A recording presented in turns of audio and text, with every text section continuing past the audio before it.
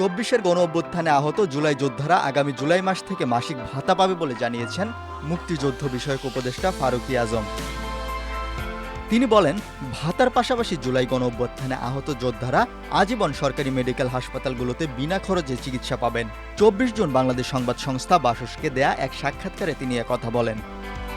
মুক্তিযুদ্ধ বিষয়ক উপদেষ্টা বলেন, স্বীকৃতিপ্রাপ্ত জুলাই যোদ্ধারা ক্যাটাগরি অনুযায়ী এককালীন ও মাসিক ভাতা পাবেন। জুলাই অভ্যুত্থানের শহীদেরা জুলাই শহীদ এবং আহতদের জুলাই যোদ্ধা হিসেবে স্বীকৃতি দিয়ে নাম ঘোষণা করা হয়েছে। আহত জুলাই যোদ্ধারা এ, বি ও সি এই ৩ ক্যাটাগরিতে মাসিক ভাতা পাবেন।